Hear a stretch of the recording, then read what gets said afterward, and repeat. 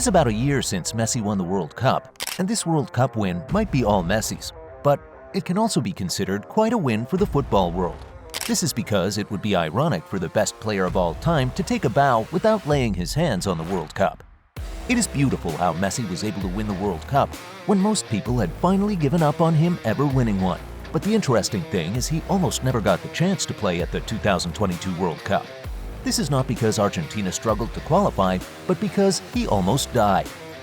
In 2017, Messi came very close to playing his last match, and the best we can say is he was lucky to have seen life beyond 2017.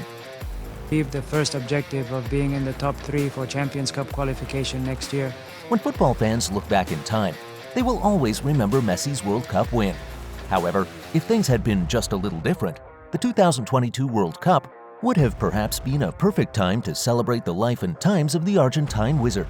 That's if he had died in 2017. So, exactly what happened to Messi, and how was he able to cheat death? Back in 2017, when Messi was the biggest name in Barcelona, his team was in the Champions League, and he had his eyes on the trophy. This did not seem like a tall order, as he was used to winning this trophy. Although Messi and Barcelona had the opportunity to have their hands on the Champions League silverware in 2017, their campaign took a major hit in the quarterfinals. You see, Barcelona almost did not make it to the quarterfinal. They were almost knocked out by PSG. In the round of 16, Barcelona had lost to PSG in the first leg and had conceded more goals than anyone imagined they could. The world had written them off for the year. It really did not seem like they could have a comeback. However, Messi and his teammates were not giving up. The second leg came, and Barcelona shocked the world after scoring 6 goals against a star-studded PSG side. With this, they proceeded to the next stage of the competition where they faced Juventus. Messi and Barcelona had already defied the odds by beating PSG, so it didn't seem like Juventus would be a problem. Although at the time Juventus were the best team in Italy, were serial winners, and one of the best teams in the world, Barcelona were favorites to make it to the next phase of the Champions League. The first leg of the clash between Barcelona and Juventus came, and Juventus unexpectedly went ahead quite easily. In the first half, Juventus scored 2 goals as they dominated this half. The match continued in the second half, and Barcelona came out stronger. Unfortunately, they couldn't get a goal, and Juve ended up scoring a 3rd goal. Barcelona couldn't register a single goal, and this match ended with Juventus 3 goals ahead. It was a bad first leg, but Barcelona couldn't be written off.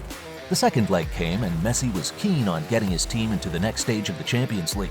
The first leg was played in Italy. Since the old ladies were coming to Spain, the Catalans were hoping to turn things around at Camp Nou. It was going to be difficult because Juventus were a top team and had a very solid defense. However, a major comeback wasn't impossible. Barcelona had done it before. Messi came into the match on the 19th of April hoping to cause a major upset.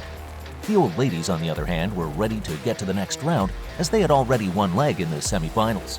They just were not going to give up their lead.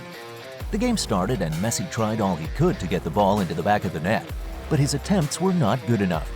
The Catalans were playing really well, but the old ladies were strongly defensive and also very physical. As some of the most skillful players on the pitch, Neymar and Messi were fouled several times. The game was still in the first half. However, it felt like they had been playing for much longer. This game, which was characterized by its many fouls, seemed just okay until the big one happened in the 43rd minute. I believe that the team has experienced significant growth, especially since Tata arrived. This foul might have been long forgotten, but it is perhaps one of the most ugly you will ever see in the Champions League. Just as the first half was rounding up, Messi and a Juve player contested for an aerial ball. None of them exactly got this ball.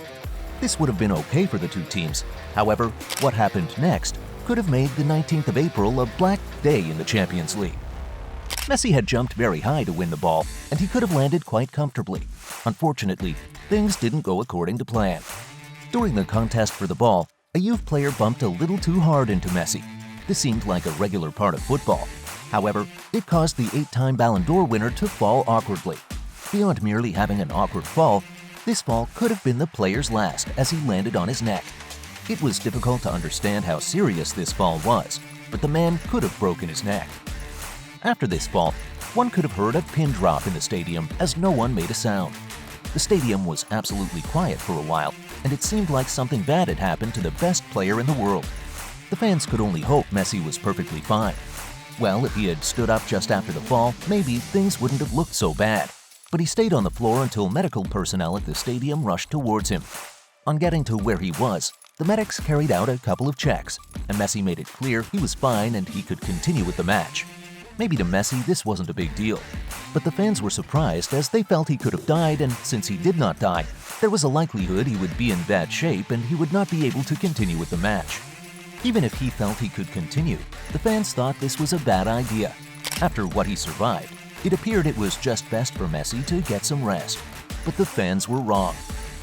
Messi, who was injured, seemed just fine. However, Neymar didn't think he could let things slide. He got furious with the youth players, and this earned him a yellow card. The game continued for a while before the first half ended. The second half started, and the Barcelona players kept missing chance after chance. Messi and Barcelona enjoyed possession and even earned 13 corners. However, they just couldn't convert. Regardless of how much possession they enjoyed, Barcelona could only get one shot on target. Unfortunately, this shot wasn't good enough to beat Buffon. On one hand, it seemed like Barcelona didn't have their acts together. On the other hand, it perhaps wasn't about Barcelona not being effective in front of goal, but about Juventus being very defensive. The old ladies had gone 531 minutes without conceding a goal, so maybe the world wasn't too surprised Barcelona couldn't score.